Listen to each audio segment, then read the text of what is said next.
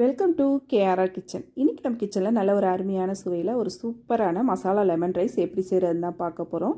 இதுக்குன்னு தனியாக ஒரு மசாலா ரெடி பண்ணி இந்த லெமன் ரைஸ் செய்யும் போது டேஸ்ட்டு ரொம்பவே அருமையாக இருக்குங்க. நம்ம நார்மலாக சாப்பிட்ற லெமன் சாதத்தை விட இதோட டேஸ்ட்டு இன்னும் ரொம்ப சூப்பராக இருக்கும். எப்படி செய்கிறதுன்னு நம்ம வீடியோக்குள்ளே போய் பார்ப்போம். அதுக்கு முன்னாடி நம்ம சேனலில் இப்போ தான் ஃபஸ்ட் டைம் பார்க்குறீங்கன்னா சப்ஸ்கிரைப் பண்ணி வச்சுக்கோங்க. கூடவே பெல் சிம்பல் ப்ரெஸ் பண்ணி ஆளுங்கிற ஆப்ஷனையும் ப்ரெஸ் பண்ணி வச்சுக்கோங்க. அப்போ தான் நான் போகிற வீடியோஸ் எல்லாம் உங்களுக்கு தொடர்ந்து நோட்டிஃபிகேஷனில் ஒன்றுக்கு கிடச்சிக்கிட்டு இருக்கோம். இப்போ வாங்க இந்த மசாலா லெமன் சாதம் எப்படி செய்கிறதுன்னு பார்த்துடலாம். இதே போல் லஞ்ச் பாக்ஸ் ரெசிபி பார்த்திங்கன்னா நம்ம சேனலில் நிறைய போட்டிருக்கேன். அதோட லிங்க் எல்லாம் உங்களுக்கு நான் டிஸ்கிரிப்ஷனில் கொடுக்குறேன். தேவைப்படுறவங்க செக் பண்ணிக்கோங்க.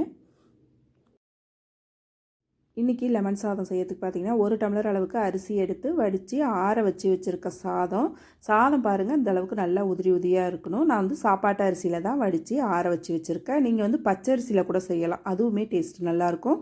சாதத்தை மட்டும் நல்லா உதிரி உதிரியாக இருக்கிற மாதிரி வடித்து ஆற வச்சு வச்சுக்கோங்க.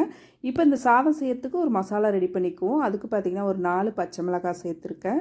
இது கூடவே ஒரு 5-6 பூண்டு பல், ஒரு சின்ன துண்டு இஞ்சி சேர்த்துக்குங்க. அப்புறம் பார்த்திங்கன்னா கொஞ்சமாக ஒரு அரை கைப்பிடி அளவுக்கு கொத்தமல்லி சேர்த்துக்குங்க. சேர்த்து இது ஒரு ஓட்டி எடுத்துகிட்டு வந்துக்குவோம். ஃபஸ்ட்டு பல்ஸில் ஒரு 2 சுற்றி விட்டு எடுத்துக்குவோம். இதில் வந்து பார்த்திங்கன்னா ஒரு 4 டேபிள் ஸ்பூன் அளவுக்கு தேங்காய் துருவல் எடுத்து வச்சுருக்கேன், அதை இதில் சேர்த்துக்கிறேன்.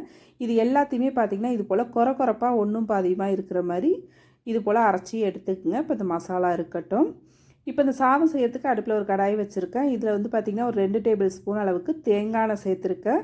உங்களுக்கு எந்த எண்ணெய் விருப்பமோ நீங்கள் அதை சேர்த்து செய்யலாம். இதில் 1 டீஸ்பூன் அளவுக்கு கடுகு உளுந்து சேர்த்துருக்கேன். கூடவே ஒரு 2 டீஸ்பூன் அளவுக்கு கடலைப்பருப்பு சேர்த்து நல்லா பொரிய விட்டுக்குங்க. கடுகு உளுந்து நல்லா பொரிஞ்சு வரட்டும்.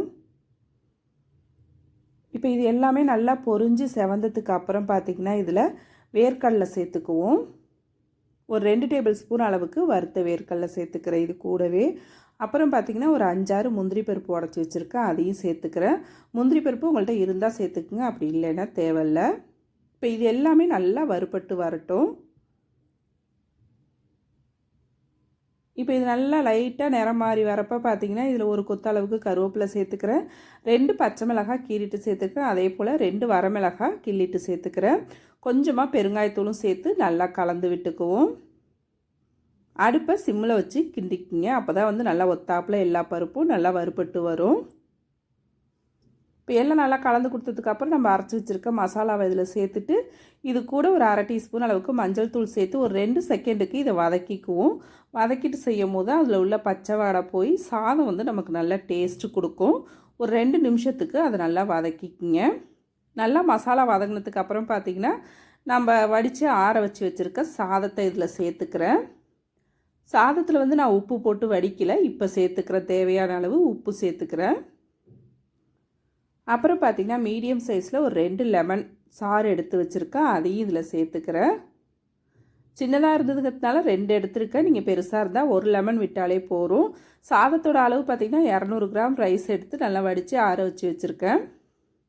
இப்போ லெமன்லாம் ஊற்றுனதுக்கப்புறம் பார்த்திங்கன்னா சாதத்தை நல்லா ஒத்தாப்பில் கலந்து விட்டுக்குங்க.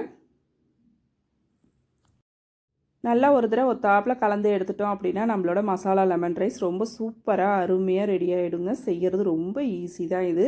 அதே சமயம் பார்த்திங்கன்னா டேஸ்ட்டு ரொம்ப அருமையாக இருக்கும். இந்த மசாலா சாதம் வந்து பார்த்திங்கன்னா லெமன் சாதம் பிடிக்காதவங்க கூட ரொம்ப விரும்பி சாப்பிடுவாங்க. அடிக்கடி செய்ய சொல்லியும் கேட்பாங்க. அந்த அளவுக்கு டேஸ்ட்டு ரொம்ப அருமையாக இருக்குங்க. இதுக்கு சைட் டிஷ்லாம் எதுவுமே தேவைப்படாது, அப்படியே சாப்பிட்லாம். டேஸ்ட்டு ரொம்ப அருமையாக இருக்கும். கண்டிப்பாக ட்ரை பண்ணி பாருங்கள். ட்ரை பண்ணி பார்த்துட்டு எப்படி இருக்குன்னு எனக்கு கமெண்ட் பண்ணுங்கள். என்னோட இந்த ரெசிபி பிடிச்சிருந்ததுன்னா லைக் பண்ணுங்கள், ஷேர் பண்ணுங்கள். மறக்காமல் நம்ம கேஆர்ஆர் கிச்சனை சப்ஸ்கிரைப் பண்ணி வச்சுக்கோங்க. நாளைக்கு வேற ஒரு ரெசிபியோடு சந்திப்போம். தேங்க்ஸ் ஃபார் வாட்சிங்.